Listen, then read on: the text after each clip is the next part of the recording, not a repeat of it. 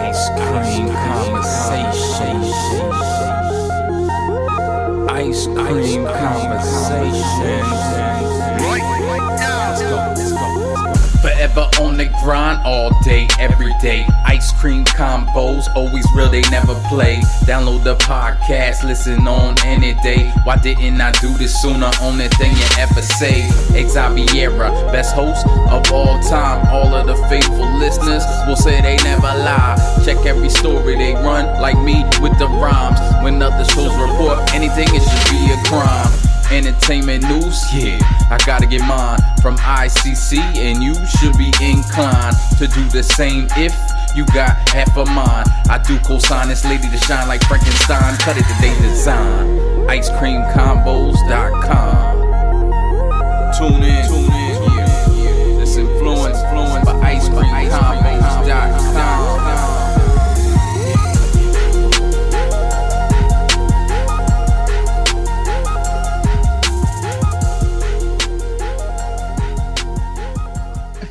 Welcome to the Ice Cream Convos Podcast, where we serve delicious scoops of entertainment and celebrity news. I'm your host, Xaviera. And I'm your co-host, Karla. And as always, we thank you for tuning into today's show. And we always invite you to be a part of the show by dropping down in the comments, wherever you listen, to give us your thoughts, views, and opinions on the topics discussed.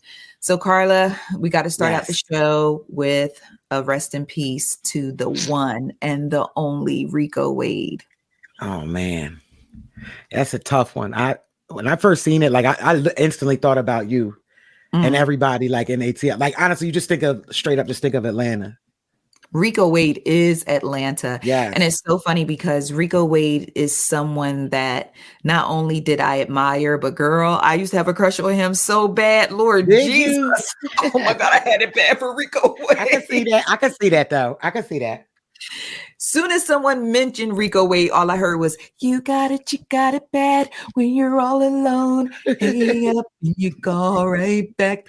Man, listen, I used to love me some Rico Wade because he is Atlanta, like that Atlanta accent, that chocolate skin, that head. He tall, he talk country, he make good music. Child, he was a dream come true. Yeah, dream come true. Oh, yeah. I knew it. Like I know the whole ATL is like hurting right now. I mean, not even just ATL, the whole hip hop community. You know, it's hurting right now. And it's funny because Rico Wade just meant so much to music. I mean, he was one of the founders of the Dungeon family. He was 1/3 of Organized Noise, and everything hot that came out of Atlanta for a certain period of time was Organized Noise. They had their hand on it in some way, shape, or form. And just to know, you know, I woke up, I think the news came out Saturday morning, and I woke up and I saw Killer Mike had wrote a post, and I saw a picture of Rico Wade, and I was like, oh, okay, Killer Mike's still in his bag. You know, he's still paying, you know, tribute to all the people who contributed to his career, because now he's a 3-time Grammy Award winning rapper. Right. And then I literally saw the post, saw the picture of Rico Wade, and kept on going. I didn't read. And this is why it's important to read. Yes, if you want to hide something from Black folks, you just put it in the book. But I'm like, I didn't read. And that's the one complaint that I always have about social media is people don't read. And then I received the same post in a DM. So I'm like, okay, something going down with this post, because why am I getting it in a DM? Girl, I opened that thing up and read it. And I just saw like RIP. What? And then I started seeing RIP Rico Wade, RIP. I was like, my brain literally couldn't digest it. I had to lay back down. Wow. I had to lay back down. Oh, because I'm like, what? Then you start thinking like, what happened to Rico Wade? But what's really crazy is the very, very night before, I had a conversation with JB. And as some of you know, I always talk about how I'm in recovery mode. Okay, well, recovery mode isn't going so well. Okay. The plan isn't planning right now. And, you know, I am going through a lot right now. And so I was just talking to JB, and I had a conversation about like how we fight for so many things throughout our life. whether it's to get our money right or to be successful or to, achieve this particular goal and all these other different things. And it's like, we are steady fighting for something. And the Lord could just literally punch our clock tonight and it wouldn't matter tomorrow. Yeah, that's the truth. We even had the conversation on here about living every day to the fullest. Yeah. And I'm like, life is so short. And we allow ourselves to get consumed with all these different things. But then I thought, on the other hand, it's like, because we know life is short, we're trying to maximize what we have. Right. So that's why you may be fighting to get your finances right, because if you get your finances right, then you can visit the 7-8 different continents that you want to visit before you leave this earth. You want to be able to have your child do XYZ, or you want to be able to experience XYZ before you cash out. But it requires money. Yeah. Or you're trying to reach this particular goal because when you close your eyes and go on to the heavenly gates or go on to the crock pot down below, you just want to know, like, at least I was able to do XYZ, or at least I was able to. I guess it's just different things that each person has in their heart that to fulfill them while they're here. Absolutely. And it's like, when you look at someone like Rico Wade, music was his heartbeat. And so he did music, but he was a great loss to the hip hop community when you think about Outkast and Goody Mob and all the greats that came out of Atlanta. But then Rico Wade was just a loss to music, period, because that man gave us Waterfalls by TLC. Yeah, it's true. Absolutely. That song's probably been played more than I think it's been played. Has to be played more than any other. The video, actually, wasn't that one time the video held like a record? Yes. Waterfalls is the Black national anthem. Y'all don't sleep. Black folks will tell you in a heartbeat, don't go chasing waterfalls. Y'all know I'm doing the shoulders. You are the dance, yes. Classic.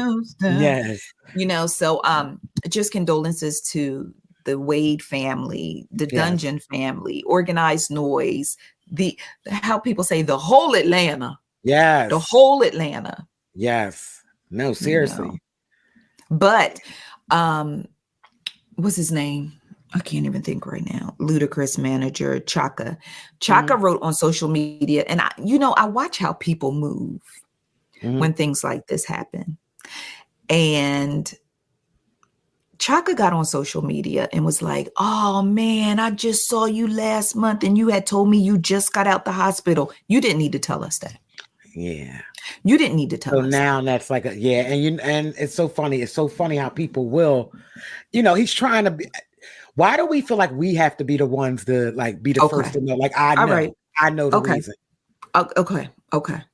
I already know where you're going with it. It was now you leaving the door open for people to say, okay, so he was battling some type of sickness. Thank you. Because the family, when they released the statement, they told us everything that we need to know. Right. It's not what we want to know. They told us what we need to know. Yeah. They said that they are shocked by the sudden and unexpected passing. So if it was sudden and unexpected, then apparently there was no major terminal type of situation going on. But Chaka, why did you feel the need to tell us that he had just told you? You out of all people. Big Boy can talk.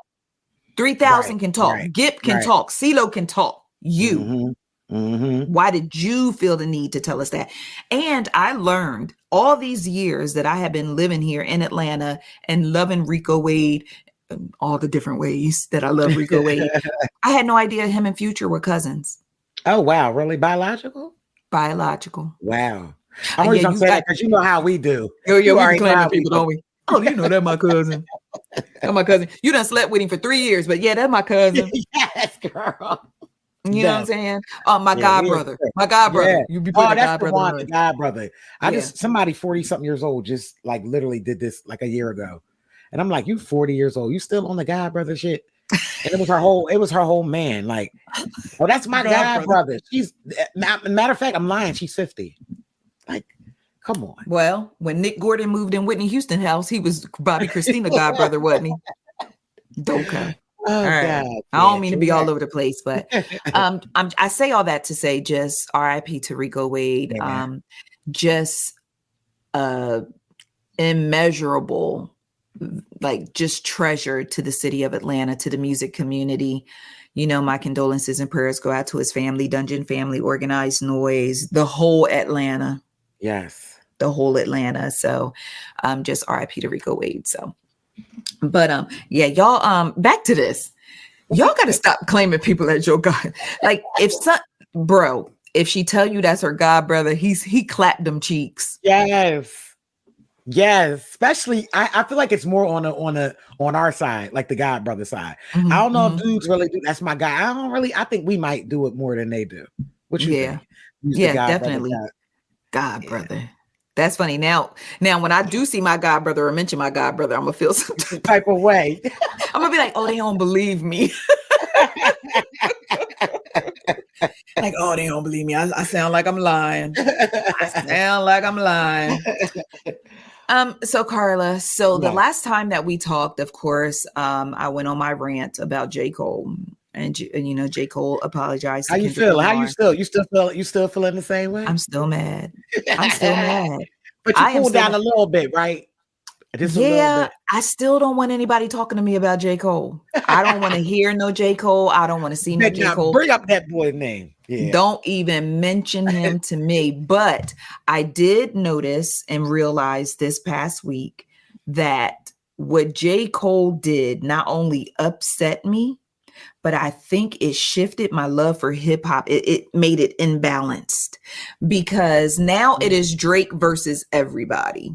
Okay. Literally Drake versus everybody. Mm-hmm. And there was a diss track that came out this week that was supposed to be Drake's highly anticipated response. Bestie, we now live in a world where someone can drop a response or a diss where we got to sit back and wonder if it's AI. I know. But I still think it depends on who you are. Like I've heard AI tracks and I still feel like you can still tell if you're a true fan of that artist though. Let me put that out there first. Okay. Certain things AI just can't duplicate. If you listen real hard, I don't know if it's enunciate. I can't figure out exactly what it is because it's still repeating, it's still not you. Like you have emotion, you have passion, you have certain things in certain ways you might deliver a bar or punchline. That's the AI is not going to pick that up. You understand what I'm saying? And I'm not saying that to the naked ear, to somebody that's not like if you're not a Drake fan, it might go by your head. But if you're a true diehard, there's no way Lil Wayne AI could get past me. There's no way. And if somebody challenges me on it, I'm ready for it. But I don't think, and just like you, I don't think anybody could get away with probably a Jay-Z AI on you. You wouldn't know. It would be something. They're good. Don't get it up because I think one day it may be a time where we're going to be and it's scary. We're going to be like, well, damn, is this real? Is it? And it leaves in it. Honestly, J. Cole would have been better off if he'd have been like that first joint where he dropped. That 7 minute drill was AI. Yes.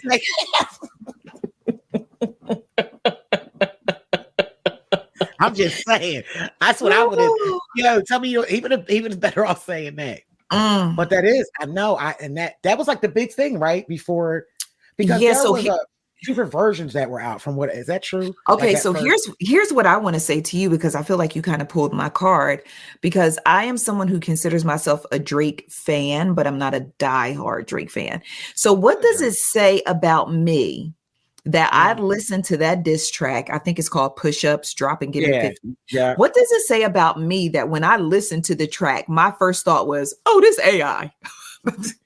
because I was like, I know. What? Aubrey Page Graham was going to come harder than this. Wow, you didn't think it was harder? You don't think it was harder? I was disappointed. Really? I was like, oh, this is AI. Because and here's the thing. I think it might be don't know. I don't know what I was expecting Drake to say. That's what I was going to say because I feel like he came out firing to me.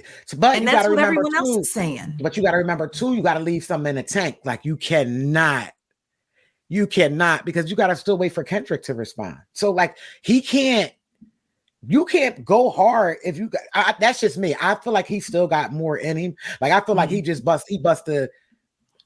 Maybe the 38, but he still got the Draco in a tuck. You know what I mean? Like, I don't know. But I felt like some of them bars, when you go back and you really listen, like some of them bars went hard. And he's not subliminal. A couple things he's directly calling people. Like, it's no way you could be like, oh, I think it's this person. Like, you know who it is. Okay. So to be fair, so when I first heard the track, I was like, oh, this AI.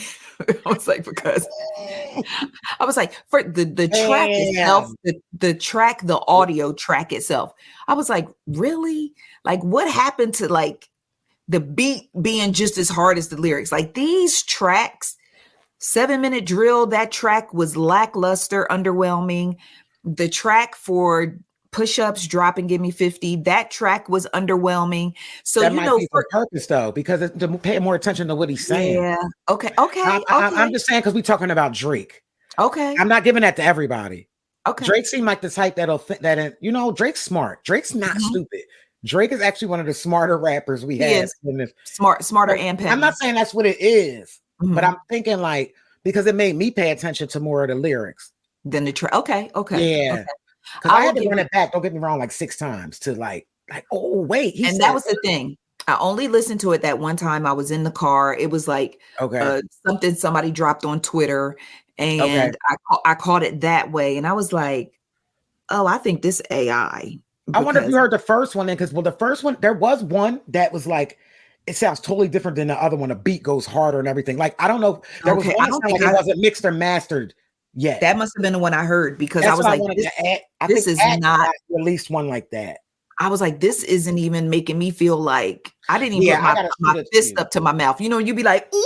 Yes. Oh no, I think you heard the one before it was mix and master. I'm almost positive it had to be.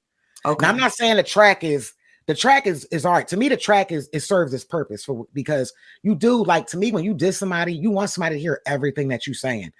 Sometimes we get caught up in the beat and we be, especially in today's hip hop, because that's what it is about the beat, not the lyrics. Let's keep it a buck. Like, we already know lyrics is not a priority for the lot of new rappers, but it's some bars in there. You got to go back. It's some bars in there, especially like it's a bar in there. I don't know it. I should have had it right in front of me. Where like, isn't Kendrick's wife's name Whitney? Yes. Yeah, he says something about Whitney and Bodyguard. Like, there's some wordplay with it. Like. There's a couple of things in there. Rick Ross, I think he called Rick's name out. So about that. All right. So I didn't listen to the track in its entirety, but when I start seeing I listened to the track, but of course I probably got the unmastered or the whatever. But here's the strategy of it, because you mentioned that Drake is a very, very smart rapper. He's very smart. He's very strategic, and he's very petty. Yeah, that part too. And I thought it was so strategic of him to put the diss out. And I say put it out, but to put it out as a leak, right? Then to give the impression, then create is this AI? Is this real? Is this a leak? Is this what? Because what he was doing is what J. Cole probably should have done. He was testing the water. He was testing the waters. And once people was like, yo, Drake hit hard, then he released the official version of the song. Yeah. Think about it. Think about it. The raggedy leak goes out.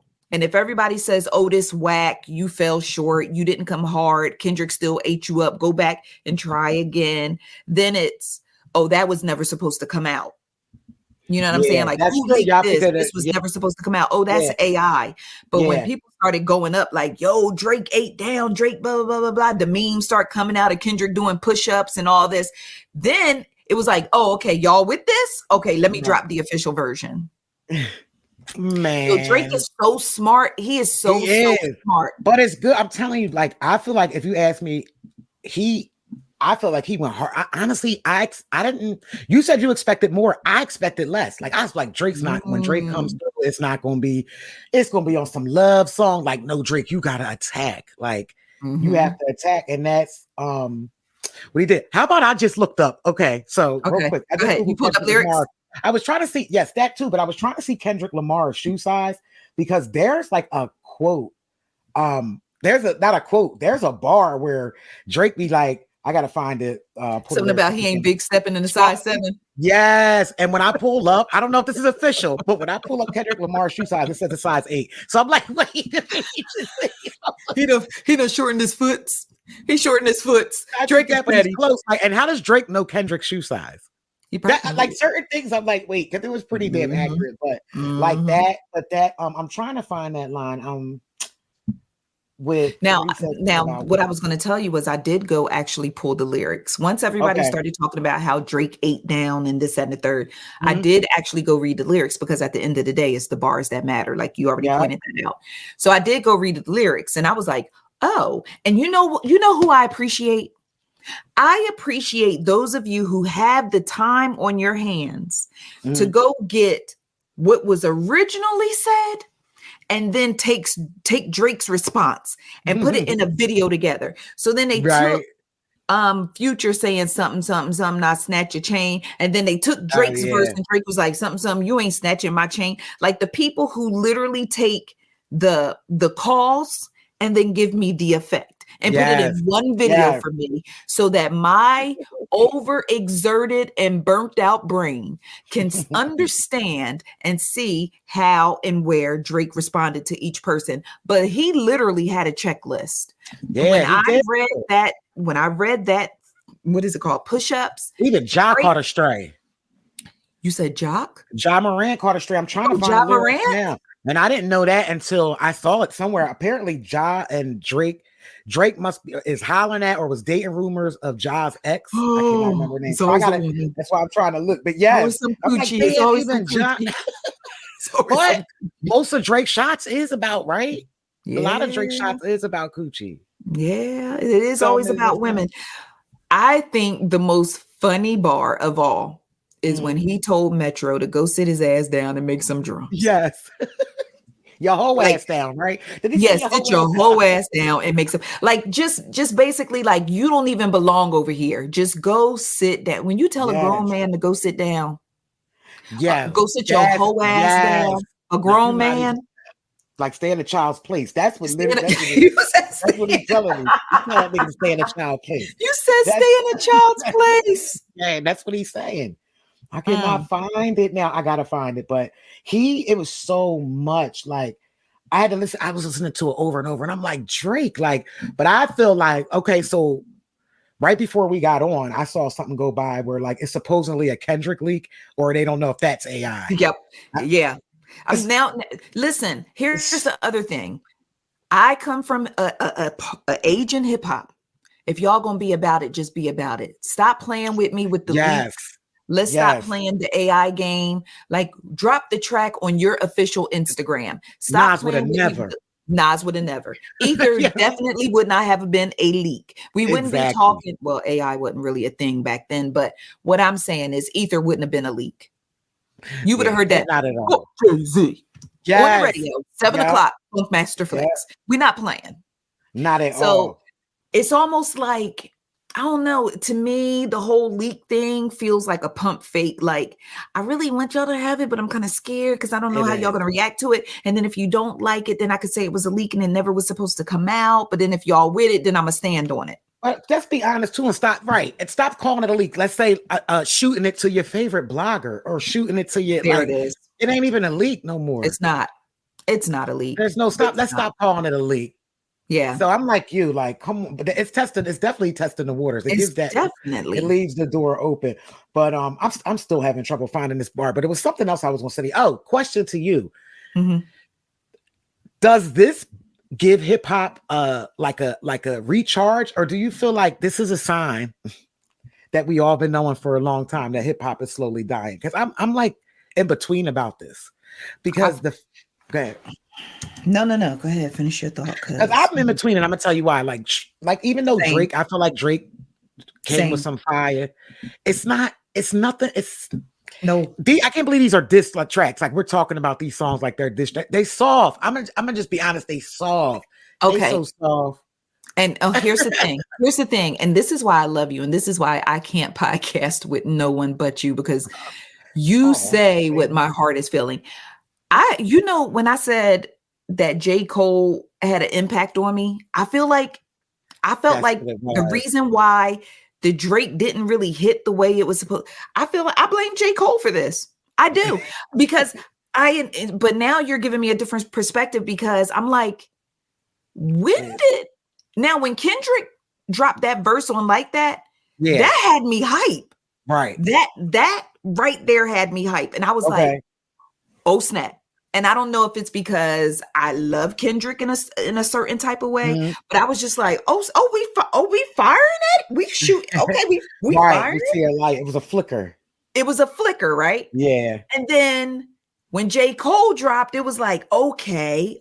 Now it was like ding, ding, ding. And then J. Cole came out, swung, and ran to the corner and threw in the towel. Yeah, he took something out of it. He did. I agree. He did. It was like he just like, what? So then it's like J. Cole comes out, and then now Drake comes into the ring. Kendrick's still standing in the ring. J. Cole comes in. Drake comes in and starts swinging. I don't know, man. I just feel like this ish ain't hitting the way that I thought it would.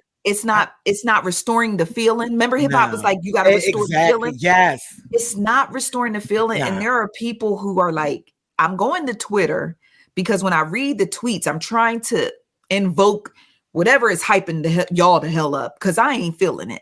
Yeah, and right. then of all people, now, if Kendrick were to drop something back to Drake, maybe. But at this point, I feel burnt out.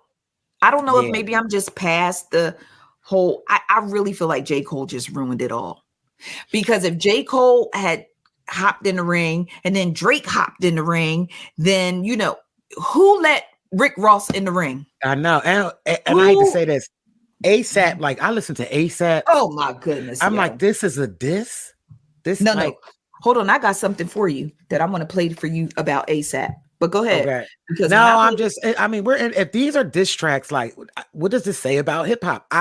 These are some of the weakest diss tracks I've heard in the last like probably 20 years, I guess. Because I'm just sitting trying to think what the last like hard diss track that I actually really, really, really enjoy. Like, even though, like I said, Drake got some fire on here, it's not something that it's going to be memorable. I don't think. It's not going to be something I'm going to be playing like we play Ether. I still could put on Ether and still get the same emotion. So now I may argue against your point though, Karla, because you said like, in some cases the MC doesn't really focus on the track because he wants you to focus on the lyrics. But when we go back and think about it, some of the most notable diss tracks in history, the track was just as important as the lyrics. Look, okay, so Ether, right? When you hear that, like people be dropping that behind people just speaking. Like when people chew other people up, they drop that Ether track behind it. That track hits. Takeover. I'll give you that.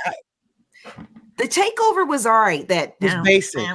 Yeah, that was basic to me. That was so Hit 'Em Up. Yeah, Hit 'Em Up was good. Hit 'Em Up was good. Hit 'Em Up was good. The track was good. But they're not. What I mean by they're not like your top tracks. Dre was okay. I mean, it's not something that you'll just. I just feel like maybe because the songs were so monumental that the track became monumental along with it. Maybe that's what it is. That's what you think. I don't know. I think so. I mean, it depends. You got me thinking now, but I still think like some of those beats are average beats because and if you think about it, see now we're going into different eras too. But like even as hard as the Dre Day beat went, you didn't have all like I don't know how to explain it. It's just I'll still go with the lyrics. I think I still go with the tracks not being that hard. Because even when I think about Ether was dope, but it wasn't like you're not gonna hear a diss track being played in the club like that. Yeah, but I think it's just the fact. I think that the music is almost like the score of like even in movies they have music in the background to invoke a feeling. So I think when the track really hits hard, then it invokes the feeling of whatever the shit is that you talking to. Oh no, it does. No, I just think about like that. Yeah, but it's smooth enough. It's not over. I don't know how to explain it because there are certain tracks I feel like it's a track so hard that I like heard the track probably a million times before I listened to the lyrics because the track was so hard. Yeah. Okay. That makes okay. All right. So I'm gonna meet you halfway on that one. I'm gonna meet you halfway, but I do think the track itself kind of holds weight as well. Oh, absolutely. It does create I definitely feel like it creates an emotional feel, but not even. I guess my argument is the track is like just they're whack actually, versus just being okay to carry whatever you're saying. But here's what I find interesting about beef. And this is what I said last week when I was talking about J. Cole and Kendrick Lamar, like how it's so hard for Cole to diss Kendrick Lamar because he has so much respect for him. Like, that's like me trying to diss you. What I'm gonna say, you a great mom, you a great friend, but I don't like you in the end. Like, you know, but that's what it's about. You're supposed to, like, it's different though with them because it's competition. I know it's competition, but I find it ironic. And I'm going to play this little clip for you, and then we're going to take a break and we're going to come back and talk some more. But I just want to play this clip for you. And this is why you be looking goofy when you diss people. This is A$AP Rocky. Okay. That put on for me when I ain't have nobody was Drake. I'm talking about Drake was the first person to put on, like, before anybody. He didn't want to sign me. Yeah. He didn't want to. It was like, yo, that's raw talent, yo. Like, you got to shine, yo. I'm going to see to it. I forever owe Drake. What was the first conversation? Like, you knew that he was trying to get that shit. I swear to God, man. First conversation, he was himself. He said, yo, first off, I'm going to let you know I'm a real nigga, but I'm a man of my word. Basically, he was saying he's a stand-up guy. I never met him. The first conversation, he said, yo, mind you, this is a guy that everybody's well aware of. You know, I respected him. You know, I respect him. So it's just like, I was just like, you know, Go ahead, baby, take your time. I didn't believe. Yeah. If I see it, I'll believe it. Because he's like, first conversation, he's saying he's going to take me on tour. And I'm like, wow, man, I don't know, man, whatever. When I met him, everything, like, before the tour, he came to come see me. He brought me out to Fashion Week. You know, fashion is my, like, Versace store. He was DJing, did an event there. He brought me on stage, showed me love. And this is when I was a nobody, you know? And, man, Drizzy, man, he's good people, man. Oh, he is, huh? You know how they go. Was that pre Riri? When was that? When was that interview? Was that like pre Riri, or this is recent? Coochie. Anytime two men go get at each other and get mad with one another, coochie. Yes. At the end of the day, it's some WAP. Oh yeah, always. Some WAP. Yes. That is so funny though. Ain't that crazy though? Yeah. But even with that, and I understand, you know, women, you know, when you fall in love and you have a woman and you have a lady and this, that, and the third, but who was with Rihanna? I mean, I'm not going to run her Carfax report because this ain't about her. But at the end of the day, who was with Rihanna first? Yeah. Was it A$AP that was with her first, or was it Drake that was with her first? So then it's like, but you sit up. It's just wild to me how someone can tell me what an amazing person that someone is and how they will never, ever, ever forget that. Mm-hmm. And then turn around and link up with some ops and diss them. That's how it goes. That is so wild to me. So let's go ahead and take a break, because when we come back, I want to talk about Officer Ricky. I need you to get your boy. All right, we're going to take a break and we'll be right back. All right, guys, we are back. Karla, I want to talk about Officer Ricky. I feel like, you know, when you go to a concert and you can't wait to see the headline and act, but you got to sit through this opening act of someone that you don't really particularly care to see, or someone you are not interested in. This is what I feel like this Rick Ross Drake beef is. Oh my gosh, yes. It's like, can I get to the main event already? Where is Kendrick Lamar? Why do I have to sit through this Rick Ross beef? I know. And Drake, I feel like the reason why Rick Ross is so excited and so gung-ho about this beef is because this is free publicity. Yeah, this is it is. Attention. Yes. Free publicity. And he loves, Rick Ross loves attention. He loves attention. And he released a song last night and put it on Apple Music. So now he's trying to monetize the mess. Mm-hmm. One thing I give Rick Ross credit for, he get that bread. I don't know how he be getting it, but he get that bread. He get that bread and he eat it.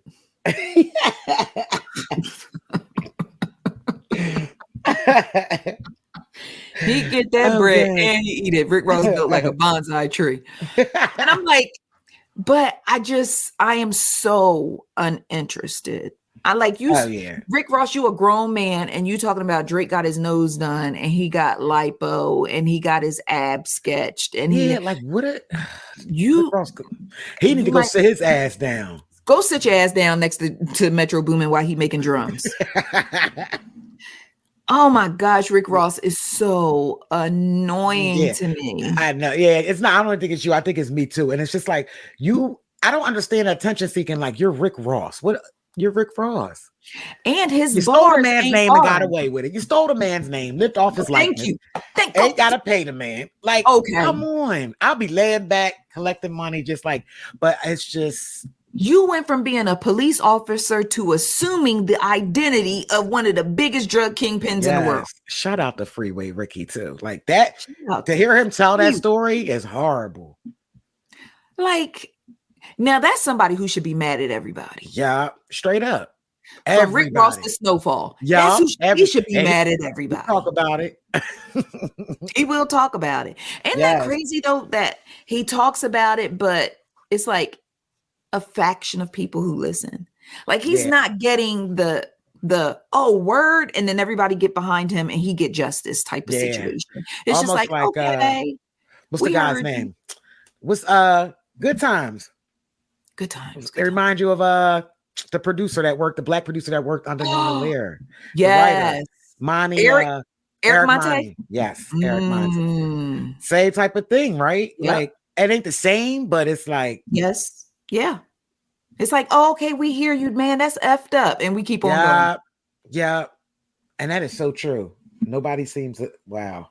Yeah. I always, as soon as I see Freeway Ricky Ross, I just be looking like that. He did time only to come out and have like this rapper making millions of dollars off of using his name and like, and likeness, really, because that's what they hear that. And then like, not just him, and then you have like this series that's pretty much about your whole life. You know, it's crazy to see it once and then twice. Though. I love Snowfall. Yeah, I love Snowfall too. I ain't gonna hold you, but I'm just saying. Ain't no shot at Snow. You know, are we hypocriting right now? Because it's like, damn, Ricky, they did you dirty, but I could use another. Still like it. Could use one more season. I'm sorry, Ricky. Maybe they can cut you a little severance package or something. I don't know. But he out there getting it though. He's got like, I think he's like big into cannabis and other things. So like he's not hurting. He good. Books and stuff like that. Yeah. But still, like, you know. Yeah, Rick Ross, please go sit down next to Metro Boomin. Cause dog. And I listened to the track last night. He released some track called Champagne something. And I was like, this is whack. This is whack. And I really, really wish that Drake had completely, remember how you always tell me to ignore people who come into the comments on the site and they purposefully try to get my attention by being egregious. I really wish that Drake had paid Rick Ross dust. Because imagine Rick Ross steady dropping shots at Drake and Drake just ignore him and only focus on other rappers who he feel are more important. Oh my gosh. True that. That would have been even better. He would look so goofy. Even more goofy than he looks now. Yeah. Because like, and if you notice, Rick Ross will pick with, and remember he had that big beef with Envy? Like that. Like that just shows you the attention that he wants. Wasn't it over like the car show? Yes. Yeah, anything for attention. Because guess what? That beef did what? He used it to try to drive the sales of his car show. Yeah. So like you said, it's always with Rick Ross, you know, it's always something behind it. It's a business move, I guess. He beefs for business. Yeah, there it is. Beef for a benefit. Might as well. Record label. Mine as well. Record execs is doing it. I'm really out here thinking about dissing a blogger. You ready to kick it off? Man, I'm thinking about dissing a blogger. I'm working on my bars. You know what I'm saying? I'm tightening up my blog posts because we got to go post for post. I got one in particular you could kick it off with. You'll go viral. The only thing is we have to come with. Now I know one blogger I could really try to kick it off with, but I would end up having to fist fight her. Yeah, I think we think about the same blogger. Yep, yeah. I would have to fist fight her. And right now, I told Destiny last night, me and Destiny went to Walmart. And I was carrying some bags. And we went to Walmart. I went to Walmart to buy some liver. I made liver and onions last night. Shout out to all the people who like liver and onions. Yeah, shout out to y'all. Shout out to y'all. Listen, let me tell you something. You have to be a special person to cook liver because liver is literally like holding like an organ. It is. That's why in your hand. You are holding some, and the smell of blood, it literally smells like fresh blood.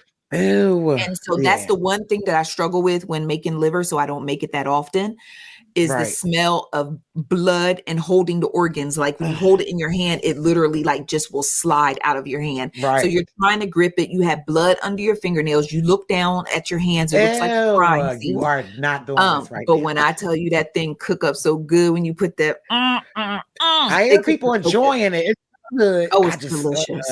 It is delicious, but cooking it is a crime scene. Okay. Oh my God. Liver's delicious, but cooking it is a crime scene. So anyway, so we go to Walmart to buy this liver, and I bought 3 packs of calf liver. And just shout out to anybody making liver. Just know that calf liver is way, way, way more tender than beef liver.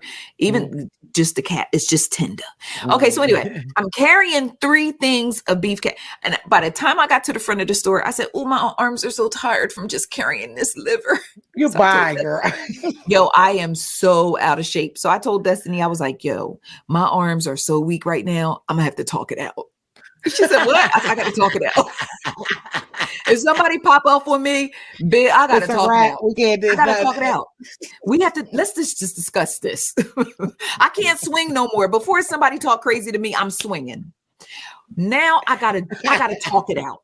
We have to discuss our issues. I ain't gonna hold you. I feel like I know my upper body strength is. It needs to be worked on. But I'm always like, but you know what? I kick the hell out of you though. I kick your chest clean in. I'm just saying. I will pave your chest in like Chuck Norris.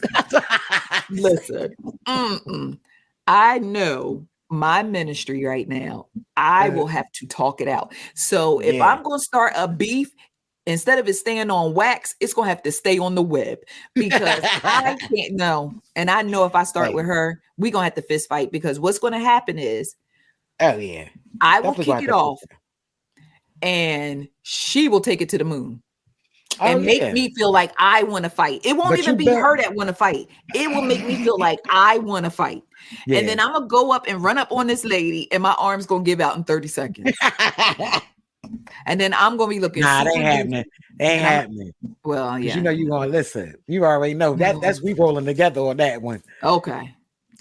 Back up. I don't know how much more I'm gonna be able to put in with my legs though. I can kick her.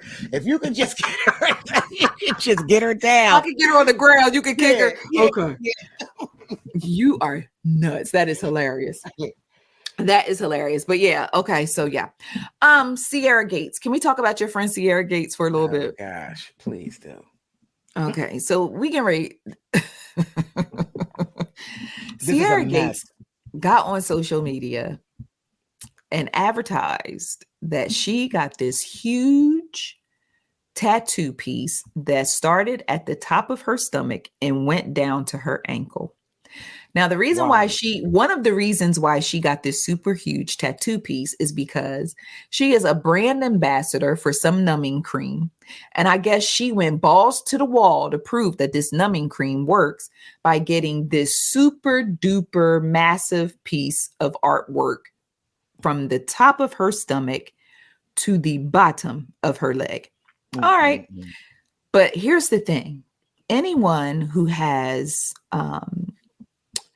a frontal lobe that is working properly knows that huge tattoo pieces usually takes a few sessions, but in the spirit of proving as a brand ambassador that this numbing cream actually works, Sierra Gates got the whole piece done in one day. The whole thing done in one day. Well, she revealed this week that after 3 days of being unable to walk on her leg, she eventually had to make her way to a local hospital. Mm-hmm. And upon getting to that local hospital, they ran tests on her and administered some meds. Mm-hmm. And then she realized she was at the point where she couldn't walk at all. And she was admitted to the hospital, where she will remain for the next 5 to 7 days. But she got on. Go ahead. Go ahead. So many questions. No, finish, because I got a couple questions. Go ahead. Now I want you to finish because I don't want to cut you off before you finish. I'm sorry. So we'll do Q&A at the end. So then she gets on social media to let us all know that she is in the hospital until due notice. Oh my gosh. Due notice. That she is in the hospital.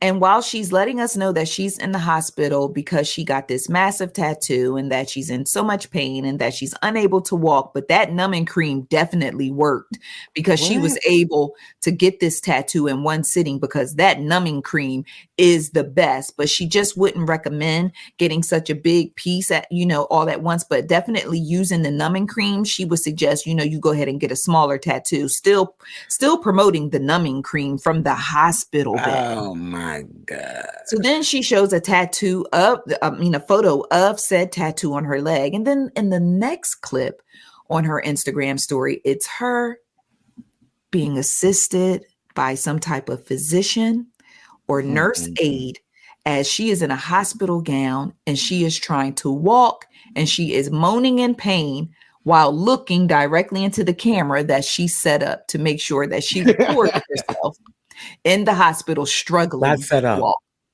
But oh my gosh. First of all, it's so many things to break down with this. What causes her? Because this is an attention. Once again, I feel like this is an attention-seeking thing. Boom. What's causing you not to be able to walk? Only thing that I can think of, first of all, too, why are you promoting numbing cream? From my personal experience, tattoo artists recommend against it because if anybody knows anything about numbing cream, numbing cream literally takes, it's lidocaine, right? We've all had lidocaine somehow, some way. You get, it's not lidocaine, but you get Novocaine when you have, I think that's the most. All right, so that numbs the area, right? But what it also does is it constricts blood vessels. So for example, if you have, when you put numbing cream on you, that area now will be a little more constricted. Blood flow isn't, from my understanding, the skin, the reason tattoo artists don't even like to do it with numbing cream, because the skin feels spongy. It doesn't feel the same when they're doing the art. So you end up with not keloids, but you end up with a lot of scarring or other. They don't want to do it because think about it. Your skin now isn't life. It doesn't have life to it, I guess, kind of because the blood flow is almost embalmed. Now it becomes, it's almost it's almost like an area now. So now this area temporarily, and then I don't think that, from my experience, I have to look it up. I don't think the rubbing creams, those numbing creams, they don't last that long. The hour, you might get an hour out of it, if that. I'm going to look that up. But for her to be getting a full tattoo like that, the numbing cream wouldn't work any. And most unless they kept putting it back on and putting it back on and putting it back on. But that's even worse. So, oh my God, just the fact that she's promoting this junk. And I'm not saying numbing cream is not good, but for tattoos, it's a no-no. I'm kind of trying to find it, but I'm almost positive tattoo artists are against it. Well, I'm against it too. Because if I got to sit in a hospital bed after getting a damn tattoo, what type of doofy but people are like, oh, she isn't a bright one. She isn't a bright one. Have you seen what she's done to herself? I know. You needed a tattoo, her to end up in a hospital from a tattoo to tell you that she may not be the brightest bulb in Home Depot. Are you serious right now? Are you serious? I mean, the bar is in hell. I mean, if this is what we need. Here we go right here, right? So numbing cream is a vasoconstrictor, right? So what basically that means is it narrows, like I was saying, the blood vessels in the area. This compromises the skin and makes it an alien texture, which is hard to ensure safety and an outcome for the client. Wow. Did you see the tattoo? No, I didn't get a chance. Oh my gosh. Hold on, let me show you. Because we real time over here. Yes. No, you good. You good. I'm wondering how it turned out with her using all that numbing cream. The tattoo itself can't, when it heals, it's probably going to look crazy. Look at this. Oh my goodness. But hold on, let me show you this other picture because it literally goes all the way up to her cooter cat. Really? Mm-hmm. Why? Because I had to crop. I'm all here, but come on. I had to crop I had to crop the picture because it literally was the way it went up. It was almost kind of showing her this side of her. Oh, she said, "Hey y'all, day 3, still can't walk on my leg. I don't feel good at all 2 hours ago." Subscribe to see exclusive content. There we go. Ma'am, I don't need to pay money to see your dumb ass laying in the hospital with a tattoo. Exactly. Oh my gosh. What is wrong with people? Nuts. I'm sorry. I don't mean to judge. I'm here for good ink. Like, I love tattoos, but like her tattoo. That's like the dumbest thing since, I hate to say this, but you saw Machine Gun Kelly's tattoo, right? Oh my goodness. Yeah. Where he looked like he fell in a pile of tar. Yes. Unreal. What makes you make these life choices? But for what? If you want to be black, just say that. Right. He might try to look like he may be trying to look like that 2K, like 2K24, what do you call him? NPC or player on the game. Wait, speaking of that, I literally, and this is so off topic, but this is for like my gamers who might be listening to this. Okay. I just read something today that said the majority of white people that play 2K24 use a black player because when they try to use white players, nobody team up with them. Don't nobody take them serious. I'm like, this is a problem. Yes. Not racism in 2K. Right. I'm like, this is kind of nuts. Like, I just read that today. I gotta do a deeper dive into it. But I'm like, wow. Yeah, a lot of them are saying it. I can see they don't want to, but they have to. Me too. Because I like literally just got back into like 2K. Yeah. And I'm like, you walk around and you're like in the city, because if you know how 2K is now, it's like literally like a metaverse, right? So you're walking around, you don't see that many white. I just thought about it. You don't see that many white, but there are white people playing. Yeah. Playing. Wow. They said nobody will pick them up. And I can see us doing that. I can. Like, I can so see that. Or not trans 2K. Yes. One guy was like, yeah, they'll pick me up. I'm white. They'll pick me up, but won't pass the ball to me. What?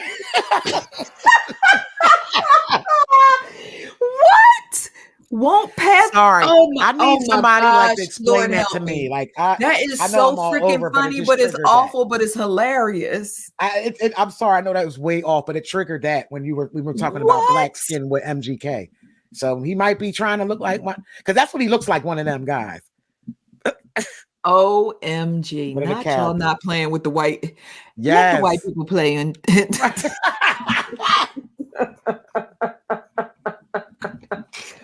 That is wild. It is. It's a whole Reddit thread about it. I was like, damn, we out here looking bad, y'all. We got to do better. We got to do better. We got to do better. Think about the issues that we face in the world right now. You can't even be a white man and play 2K in peace. Oh, that is so wild. That is hilarious. I'm sorry. That's funny. That is funny. And it's weird because it's like we've had legends. We've had John Stock. Like, we've had so many white legends. Steve Nash, Dirk Nowitzki. We got some, like, we have them now in current. You got Luca. You got like, so why do we have such a hard time? But I thought about it, right? Mm-hmm. Back in the day, I know like our generation. Yeah. When a white boy would step on the court in the street, white man can't jump. Yeah, exactly. They made a whole movie about it. Yes, exactly. God damn, we gotta do better, can't y'all. Jump. Video game. We done took it all the way to the cyber like space with it. To like, the metaverse. Y'all took it to the metaverse. Yes. Because you know they got a whole club and everything. Like 2K then took it to a whole nother level. Wow. You know, I'll be in the big. It wasn't you that told me that Allen Iverson statue looked like the 2K? It did. 2K had it first. I'm dead serious. 2K has had an Allen Iverson statue in the metaverse for like, I got to get the exact year, but it's been years. Wow. Yeah. Yeah. So I don't think but back to the stat while we're on the statue, shout out to AI for that. Like, shout out to Philly for giving him that statue, because that's still like to answer a lot of questions. I know a lot of people was clowning the statue, but you got to remember his statue, he's like mid crossover, so his is going to look smaller, but they're all small. If you see all of them that are out there together. Okay, so let me be fair, because you know I was hot when I saw that statue. Of course, I was like, I love you because you are a true AI fan. Yes, and all AI. I was hot, and I recognize the fact that the statue was doing the crossover. I do recognize that his signature move on the court, but I was like, that looks like it's the same size as that booty statue that Gina gave Martin. Because you know everything in life go back to an episode of Martin. That looks like it's the same size as the booty statue that Gina gave Martin. You dumb. The booty. But remember they was dancing with the booty. Yes. Okay, so anyway, But when I saw it in context, and the reason why I'm saying context, when I saw the whole row of statues and saw this, in comparison to the other statues, then it made sense that we have all these statues along the way. But just seeing that thing by itself will make you want to fight everybody in the room. That's why a certain angle, and when you get a picture of something, you're just getting that one. And that just shows you too how, like, because at first it threw exactly perception. It threw me off at first too. And then I remembered, like, wait, all the other ones down there are little too. Right. And to answer the question too, another question a lot of people had was like, why is it they're all at the practice facility? We're literally in process right now here in Philly trying to get a stadium. We don't own our stadium. That stadium, the Wells Fargo Center, not Wells Fargo. What is it now? Is it still Wells? Yeah. We've been leasing that. That's a lease building. Like, we don't own the property. Yeah. So they don't, that's they're trying to get their own stadium now. It's been a fight for years. We've been trying to, how Philly's set up. It's kind of tricky to really squeeze another stadium and where it's at. So where they're trying to, if anybody knows Philly, they're trying to put one in like where Chinatown is, and it's a fight. Okay. It's a fight. Oof. Okay. So that's where even to get into that when we went to Wells Fargo Stadium, it's a mess. I think when we went to see Kevin Hart, right? Is that where we saw Kevin Hart? Yeah. Man, that stressed me out. Because our stadiums are on top of each other. That big old parking lot. Then you walking up, you don't know which stadium you're going to. Everything on top of it. I was like, if I did not have you and Carlos, I would have been SOL. It's a mess. I love my city, but that part is a mess. And like, that's why I'm happy. Like, I actually signed a petition, and I'm sorry if whoever lives in that area may be affected, but I actually signed a petition for the new stadium to be placed, because it's like, it will help with congestion. And that, because it's you got to remember Jersey too.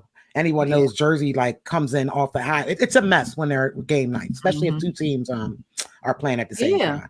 Let me tell you something. I was so hot about that Allen Iverson statue that I was calling for y'all to tear down the Rocky statue and replace it with Allen Iverson. No, now don't get That's how mad I was. But the Rocky statue was on the old. They didn't tore the Spectrum down. So the Spectrum. That was. But yes, I agree with what you said. Like, I'll never understand, and people can criticize. I'll never understand how we have a statue of a fictional character who's not even from Philly.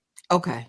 All right, Adrian. So listen, you took me back by mentioning the Spectrum, because I went to the Spectrum one time to watch the Sixers play, and I saw Michael Bivins. Oh, he went off. And some girls had bought. Oh my goodness. Oh my gosh. We were kids and we saw Michael Bivins, and some girls bought him a soda, and they had someone take him the soda, and in hindsight, in 2024, this would never go over. But back then, they sent him the soda, and he got the soda. He turned around. He said, "Thank you." They start saying, "Drink it, baby, drink it. What? Drink it, baby, drink it." Oh my God. He took a sip, and they all started screaming. Are you? Drink it, baby, drink That's it. That's hilarious. Drink it, baby. Mike had them lips, though. 2024, I ain't drinking shit you passed to me, especially from no stranger. Child, next thing you know, I'm laying on my stomach with my booty up in the air. I don't know what happened to me. No, sir. I ain't drinking nothing you passed to me. You don't want one of them Diddy bottles. End up one of them Diddy. Okay, take that. No, ma'am. No, ma'am. No, ma'am. No, thank you. God bless. Ain't doing that. All right, guys, we are going to go ahead and take a break. And when we come back, I want to talk about Brittney Griner. And I've been sitting on this Brittney Griner. I've been sitting on this for a while, and I think I'm finally ready to talk about it. So we're going to go ahead and take a break. And when I come back, I'm going to get us canceled. All right, we'll be right back. God. All right, guys, we are back. Thank you so much for listening to today's podcast. As always, we invite you to drop down in the comments wherever you listen to share your thoughts, views, and opinions on the topic discussed on today's podcast. And shout out to my beautiful co-host, Karla. All right, Karla, before we get into this Brittney Griner, and I want to go ahead and finally get a few things off of my chest, I want to talk about Jerrod Carmichael for a second. Okay. And I want to tell you why I am done with Jerrod. No, you're not. What? I am. Damn, J. Cole last week, Jerrod. What is going on? I don't know, man. I'm losing everybody. In a minute, it's just going to be me and you, your mama and your cousin too. It's just going to be, that's all. That's it. I am so done with Jerrod Carmichael. So, Jerrod Carmichael is one of those people that I was like, I'm going to stick beside him. No matter what y'all say about Jerrod, whatever, And then I realized I got to get off the Jerrod train. Next stop, let me out. Let me out the car, though. Let me out the car. And Jerrod has this new TV show, the Jerrod Carmichael Show. It comes on Max on Friday nights at 11 p.m. And he's basically Truman showing himself. And, he has the cameras and he's given an unfiltered, unadulterated look at his life. I didn't need that. No. I thought I did. I thought I wanted that. I don't need that. I don't want that. I told you I found out Jerrod is a thought. I found out Jerrod has a sex addiction. I found out Jerrod has a preference and is not men of color unless they are Tyler, the Creator. I just found out a lot of things about Jerrod that I didn't particularly care or feel like, and at this point in my life that I needed to know. But on top of all of that, Jerrod told a joke at the end of episode 2. And it was as the credits were rolling, and his boyfriend is just a very, very smart man who likes to read books. And, we all know someone in our lives who loves to read books. I am the type of person that the most you're going to get me to read at this age in full is like a Right On magazine. You know what? Bop magazine, Right On. Not right. Fresh. Word Up. You know what I'm saying? Word Up magazine. You know what I'm saying? But in all serious things, I really want to read. I just feel like I can't find the time these days. But Jerrod, apparently his boyfriend loves to read. And because of that, his boyfriend is always buying him books or giving him books and making him feel pressured into reading. Mm-hmm. He tells this joke at the end of the show where he says that, he kind of feels like he's a slave and his boyfriend is like the slave master's son who's teaching him to read by candlelight. And the audience at the show said, And he was like, oh, don't groan. He was like, my boyfriend groans too because he's a good person. He hates that joke, but the joke is for me. I like the joke. It's my burden to bear or something to that nature. And he got on and Charlamagne gave him donkey of the day for that joke because from that joke, it was, I like to think of myself as a slave and my boyfriend is the slave master son who teaches me how to read by candlelight. So people was like, oh, you in the race play. Mm-hmm. And from that, people drew assumptions that Jerrod is into race play. And for those of you who may not be familiar with race play is when you in the bedroom and you the N-word and he master and ooh, whoop me master and this, that, and the third. So, some people took it to the next level. And I assumed if he looks at himself as the slave and his man is the slave master's son, then that's what you into. Because I don't care how many interracial relationships that I am in or partake in. I'm never going to position myself as the slave and you being the slave master's son. Okay. That's just not going to be a part of my ministry.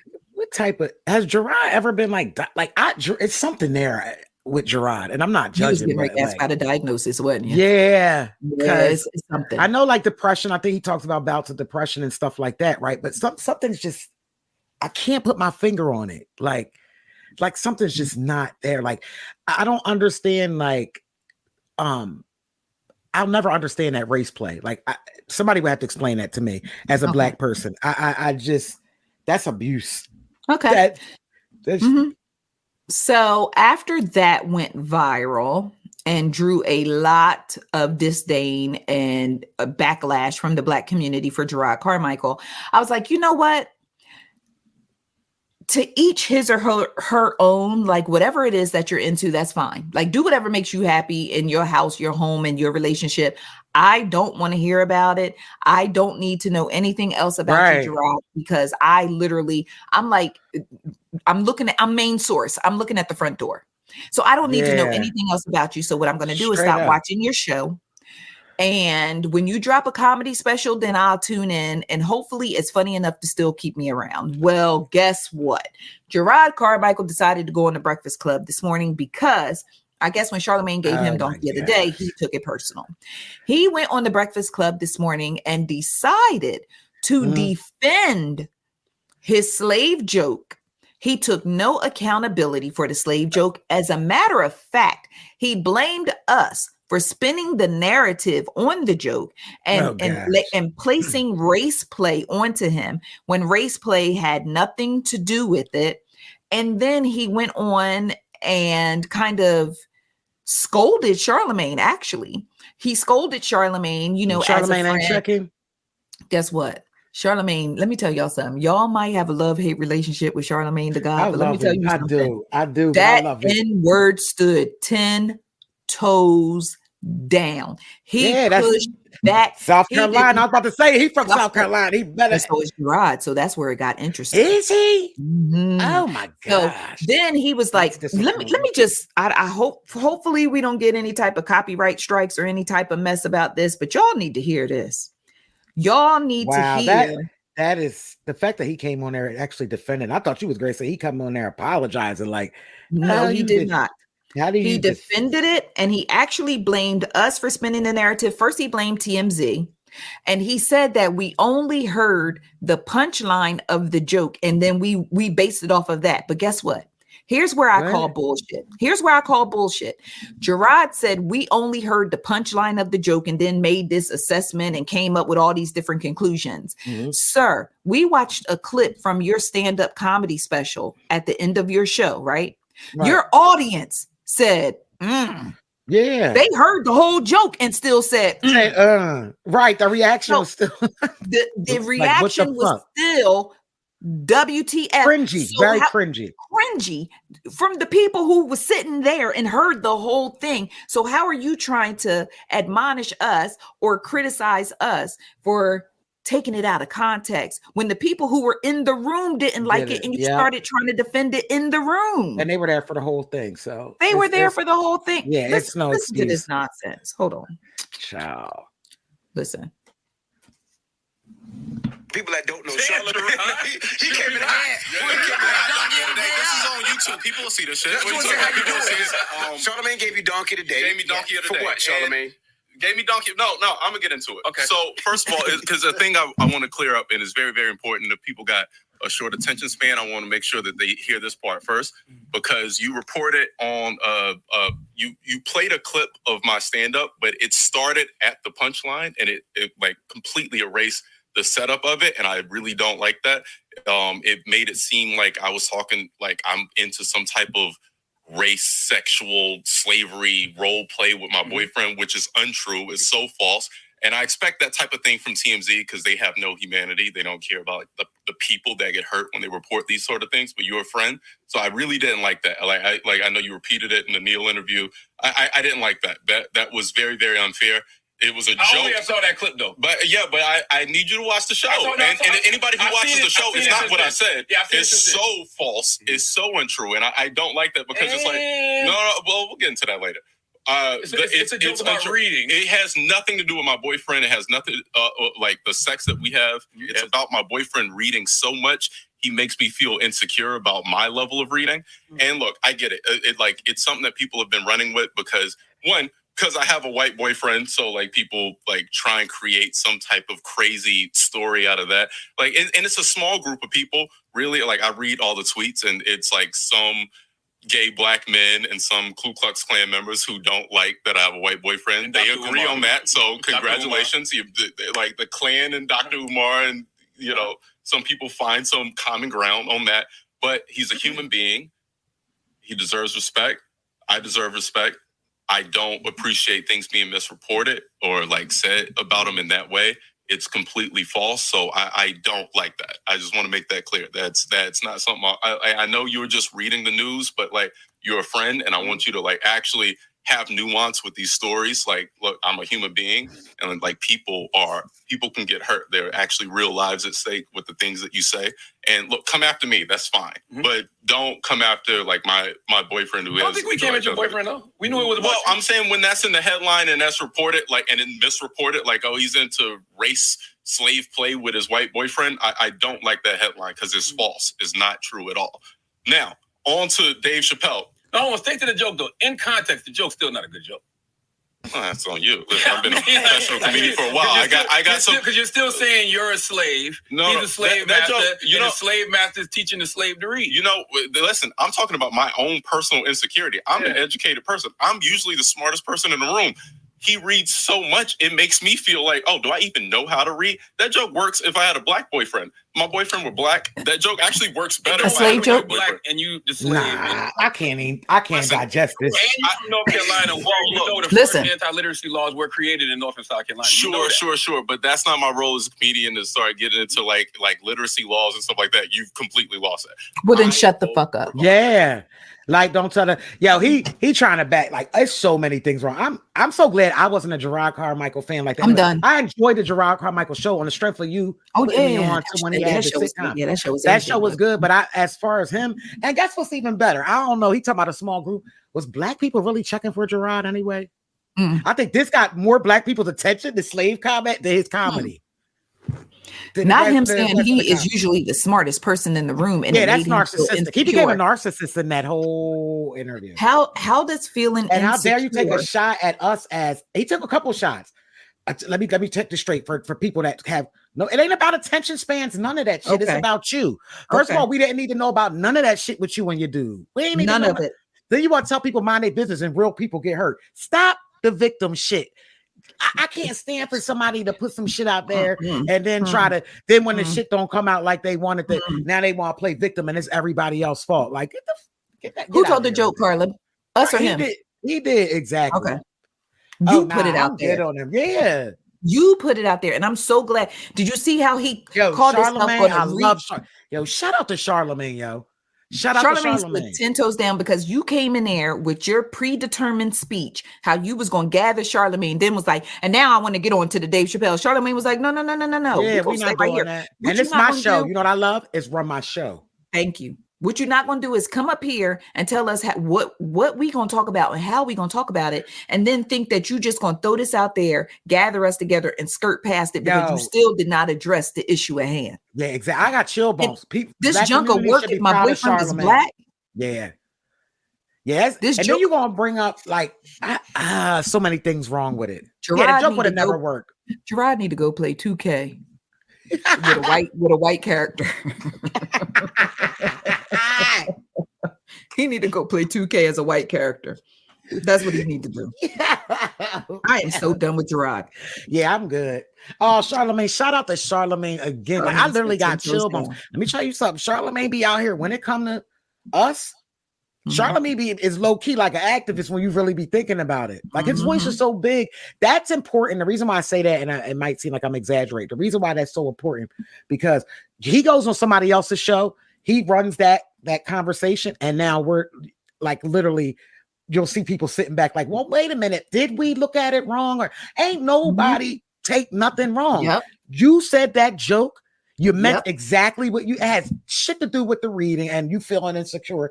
It was exactly what it was, slave and slave master, period. But you know what? The one thing I wish that Charlamagne, because DJ Envy was ready to fold. Envy going to ask Charlamagne, well, he said that he considered you a friend. You going to apologize? Charlamagne said, no, I'm not going to apologize. He was like, maybe. Yeah. He was like, because I don't feel like I need to apologize. I don't feel like there's nothing for me to apologize for.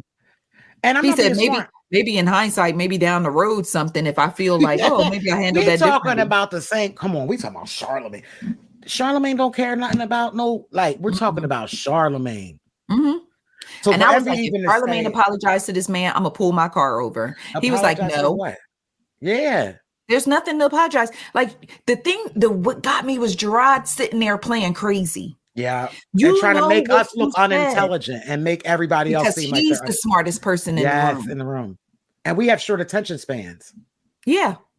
And then he wanted to hurry up and get to Dave Chappelle, and so he could talk about Dave Chappelle. No, sir. No. And you're going to address this nonsense that you said. You're not going to skirt past it. You're not going to skirt above it or below it. You're going to address what you said. And then you turned around and didn't take any accountability. You said that we only got the punchline, but the people who were in the room who heard the whole joke, you had to defend the joke to them. Yeah. You said on your show, your boyfriend hates this joke. Now, why does your boyfriend hate this joke, Jerrod? And they because it's out of pocket. That's why I wanted. That's the one thing I wish Charlemagne had called his ass out on was the fact that the people in the room who heard the whole joke and the punchline still didn't like it, and then you had to defend it and say your boyfriend don't like the joke. Right. You said he don't like this joke because he's a good person. Well, then that's an indication to the smartest person in the room that the joke isn't good. And then when Charlemagne was like, it was still a bad joke. And he was like, okay, well, I'm the professional comedian. When you start being a comedian, then you can work. Yeah, that's the you start seeing that. That's psychological. You started seeing that brew more and more. Bye, Jerrod. Yeah. That's why your mama is, we weren't stunting you before, and we damn sure ain't stunting you now. Like I bet you I speak for the majority of, I hate to say it, but I don't know that many black people was checking for Jerrod Carmichael. If you had a pick of going to see, even like the work, like even if it was like Kevin Hart or Jerrod, I'm going to see Kevin Hart. Yeah, I'll go see Kevin Hart and listen to them jokes. I'll be fronting like we ain't go see Kevin though. I need to stop. I know. Too. We had fun though. We had fun when we went. We had a good time. We did. We posseed up for that. All right. So since we already in the vein of dragging people in the LGBTQ community, let me go ahead and slide down to Brittney Griner. So Brittney Griner, WNBA star Brittney Griner, and her wife Cherelle Griner announced they are expecting their first child together. And of course, the comment section did what it's going to do, because my headline was Brittney Griner and Cherelle Griner are expecting. And everybody wanted to know in the comments, expecting what? When the caption on the headline clearly stated that they were expecting their first child together. Now, I don't know if Cherelle is carrying the baby or if they have a surrogate, because I didn't see a baby bump. They just simply showed the ultrasound photo and said that the baby would be arriving this summer. Okay. And for me, people are like, oh, congratulations. And for me, I had my mouth tooted up. Why? I had one of these. Why? Because I come from the old school. I come from the group of people, the old school group of people who remember Brittney Griner and Glory Johnson. Oh, yeah. I remember that. I remember when they were drunk in love. We be all night. I remember that. And I remember them getting arrested for domestic violence. And I remember them getting married. And I remember Brittney Griner, they got married. And I remember Glory announcing that she was pregnant. And I remember Brittney Griner filing for divorce a day after Glory announced that she was pregnant. Yeah. I forgot about that. And I remember Glory going through that entire pregnancy by herself because Brittney Griner wanted to end their marriage. I remember all that. And I also remember after Glory had the twins who arrived at 24 weeks. 24 weeks she had those babies, and they were in the NICU and they were having complications. Of course, a baby born at 24 weeks just barely got the lung capacity. Right. And I remember she went through all that with those twins by her damn self. After Brittney was, I want to be a mom so bad. I want to be a mom so bad. We want to start a family. We want to start a family. And then after the babies arrived, Brittney Griner stood in front of a judge and was like, I don't have no responsibility to them kids. Them kids not related to me. Yeah, that's wild. That was wild. Wild as hell. Yeah. And I remember that the judge was like, child boo bye. Child support. You gonna pay child support for I know that's right. Kids. Yeah. Yeah, because, and as she should. Yes, because this is a decision that you and Glory made together as a couple when you were married. And then, I don't know if they decided to start the family before they were actually married, because they was only married 28 days, child. Yeah, so I don't know if real fast. So I don't know if the decision to have, but I do know that Glory went into detail about how much her and Brittney wanted to start a family together and how she went through the IVF treatments and all of that in order to conceive these twins. Now, I'm not sure, but I do believe, and God forgive me if I'm wrong, but I think one of the twins are special needs. Okay. And so not only is she a single parent, but she's a single parent to twins, and one of them is special needs. And Brittney Griner stood in front of that judge talking about them ain't my babies. They don't belong to me. Yeah, they not related to me. Yeah, that was fine. Then you go turn around. So Cherelle, all I'm saying to you is, baby, yeah, y'all married. Y'all been married a little. Y'all made it past 28 days. Y'all been doing pretty good. But let's say how long they been married. I don't know, but for at least 6 to 9 months of that marriage, Brittney Griner was in a Russian jail. Okay. So what I'm saying is be careful when it comes to the welcoming children into the situation, because Brittney Griner don't mind going to the store for some milk and not coming back. Damn. She don't mind. She don't mind. Listen, she don't mind. Hopefully, because we don't need no more children out here, single parents. We need more 2-parent homes. Hopefully, she learned from this one, because Brittney, how many years ago was that? Because she's a little older now. Maybe the situation will be different. I don't know. When it comes to children, I'm just hoping the best for it. God forgive me, but when Brittney got jammed up in Russia, my first could have changed her too, though. My first thought was karma. I promise. Yeah. I promise. God forgive me, but my first thought when she got jammed up. It is what it is. That's how you feel. And a lot of times the way we move, we don't know how it's going to come back to us. You know what I'm saying? We don't. Yeah. But that also, you just gave another person. That also will change you too. Like you start looking at life different. Imagine you got to do a lot of self-reflecting sitting in a damn jail. Not just a jail, a Russian jail. So that could be even more reason why, like, this may be a different type of situation. I don't know. That's why I need and appreciate you for being the voice of reason. Yeah, I ain't saying that's how it's going to be. I you know what I'm saying? Because at the end of the day, I feel like once you leave a child, like, I don't know, it's no real coming back from that. Like all your children, something that's part of you, regardless because I know the situation's a little different. But that I don't see how you can do it. But I'm going to chalk it up to her being young, because I think. If I'm looking back, I'm looking at her age. She's 33 now. Yeah, because I think her and Glory was about 2015. Right. So they was wild young. Yeah. But I will tell you this. Age don't make a difference. You always tell me that, like, just because you're young don't mean, because I look at young parents. Look at some young parents that have babies and they don't know what they're going to do, but they don't leave them. No, how about that? Because y'all know I was a teen mom twice. Yeah, so you ain't I did not learn my lesson the first time. But your babies, look, you took care. But I understand where you coming from. Mm-hmm. I took care of my babies. I did. You won a WNBA star. Yeah, okay, and I think had the funds and the resources. That's what I think it is for you. And that may be why I have such a low tolerance for people who just leave kids hanging. Yeah, especially when you got the resources and stuff. I agree. I agree. That's why I'm just praying for the best. Because if she do it this time. I don't know what that next karma might look like, but if she do it this time, I damn sure gonna be right back here telling y'all about it with my I told you so sweatshirt on. With my I told you so, with my I told you so push iced tea on. Right. Be like, told y'all about y'all girl Brittney. But you know what? I would like to think, again, Black history, okay. And everybody got a Carfax report. But all I'm saying is, I like J. Cole. I ain't over it yet. Nah, it involves every time I see those babies, I think about the fact that they could have had 2 parents. Yeah, and it's 2 of them. And she's still not involved in her life.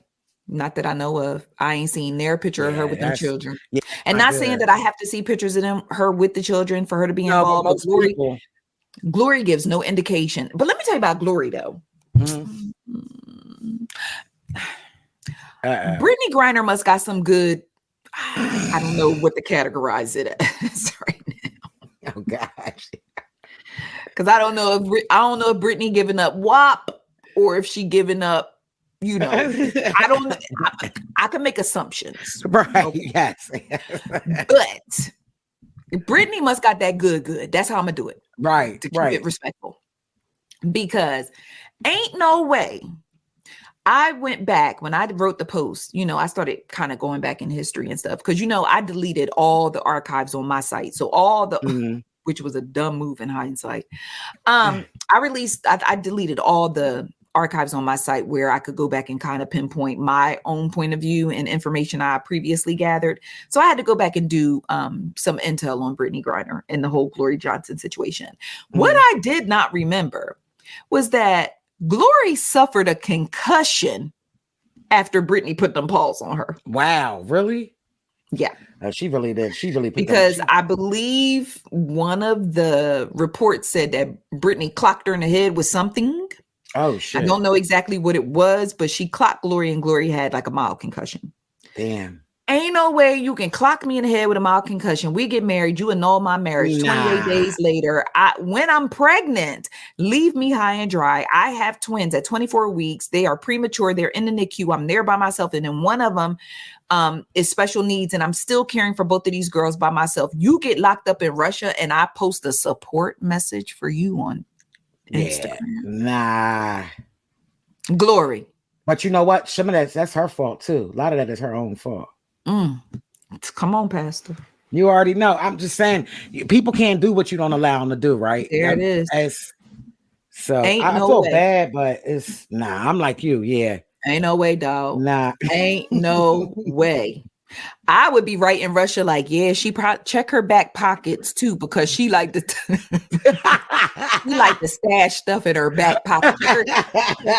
Check under her locks. Wrong for that. You wrong for that. I'll be sitting in Russia, all the hottest intel.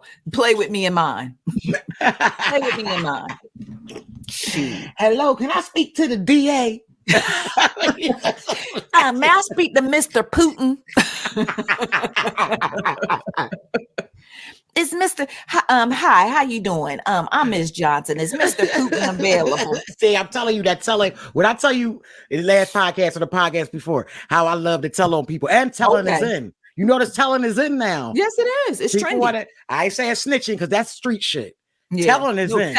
Telling is trendy. Telling is snitching. Telling is trendy. Listen, telling can improve neighborhoods. Telling can solve crimes. Yes. Come on, tell it. Tell it all. I'm telling you, it improves the quality of life. It does. You better tell it. Listen, Jesus on the main line. What they say? Tell him what you want. Tell him.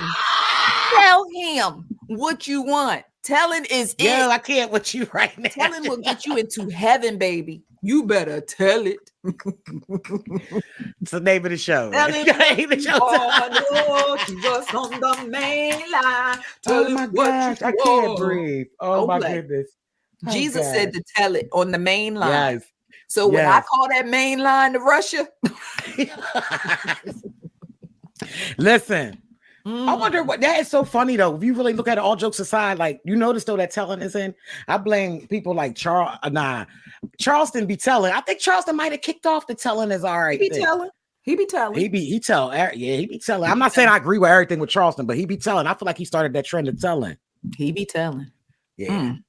Yeah. Well, all right, y'all. Well, let me just go ahead and get back on this site and start telling what I want to tell. But yeah, all right then. Just real quick, Civil War is a movie that is out, and that movie is so good. But I am trying to warn everybody that I care about. If you think you're gonna go see this film, I need you to either sip or inhale something before you slide up into that theater, or you will definitely be sipping or inhaling something when you come out. Terrible. I'm not going to see it then. I'm just like you already said. When you talk, and I'm already right now anyway. Out. That's why I said I got too much going on. Not right now. I have to wait. I appreciate you putting that out there though. That is very important. I am entitled to compensation. I don't need nothing triggering right now. I came out of that theater with PTSD. I called Brian immediately. Brian Bidding, he B Gun, he writes our movie reviews. I called him immediately and I said, B Money. He was like, what's up, Zavi? I said, listen, sir. I just came out the theater. Destiny and I were in that theater. At one point, we were sliding out of our seats. We were hitting each other's arms. We were punching each other's thighs. You know, when you be like, girl, like, we was punching each other's thighs, jumping in the theater. Wow, that's too many emotions. And so I told him, I warned him because I care about people. I warned him. Yes. He thought Shiznit was sweet. He said, oh, okay. He laughing. Okay. I'm going to check it out Saturday. Mm-hmm. He shot me a message on Saturday. He said, yo, I'm still sitting here and the credits is rolling. Wow. And I said, I told you. But then I waited about 30 minutes and I called him and I said, B. He said, I am sitting in my car just sitting here. Oh my I said, God. yeah. That sounds traumatizing. I'm good. I know what I can take. I'm one of those people, and I'm not trying to discourage anyone else, but I know my limits. Okay. Nah. Listen. Not from no movie. I get that in real life. It's like I need it in a movie too. Damn, that shows you that's intense. That sounds intense. Yeah. So, so if you go see it's definitely a great film. I would recommend checking it out in theaters. But if your stress levels are already high, I would recommend you waiting until it comes on demand. You could watch it at home. That way you could pause it and walk away. Yeah, have control of it. That's what that's what I'm doing. I need to have control. Yep. Wow. Yeah, so that is my fair warning to you, and that's what I will leave you with as far as my parting words are concerned. Karla, do you have any parting words for the ICC friends today? It's starting to get warm, y'all. Spring finally here. Just be nice, because I'm noticing like soon as the weather break, I know anyway up here up top, y'all acting up already. It ain't even summertime yet. Chill. It ain't that deep. No, hydrate and just be kind. Y'all know the usual message. That's all. And you know it's getting warmer outside, so just go ahead and put one extra layer of deodorant on. Ain't gonna hurt nobody. Just one more. Oh, it's your time of year too. What about the draws? This your time of year. What do you mean? That you got on cotton. Yeah, make sure you got on cotton draws. You do not want to create a vacuum seal down there. You do not want to create a vacuum seal down there. Make sure you have on your cotton drawers. Help us all. Help us all. All right. So we love you guys. Thank you as always for tuning in. Be sure to share the podcast with a friend. Drop down in the comments below. Share your thoughts, views, and opinions on today's podcast. And please take note that our new podcast day is Tuesday. All right. And okay, on a Tuesday. He the only person who ain't this Drake. He probably don't have enough money for studio time. I don't know. I can't call it. He the only person who ain't this Drake. Because when you got the weekend singing this, man, yes, girl, Lord, don't even. I can't wait to see what's next. Oh yeah. At this point, I'm like, I don't even. Oh, Lord, just help me. Stay on top of it. I got you. Okay, thank you so much. All right, and just another reminder: on Friday nights at 10 p.m., if you are available, join me on Facebook where I do my live Friday night chat, where it is interactive and we talk about the top stories in entertainment and celebrity news. Okay, have a great week. Have a great weekend. Yes, slide up in there, and we will see you guys next week. Thanks for listening to the podcast. ICC. We all we got. Peace. See ya. Ice Cream Conversation. Ice Cream Conversation.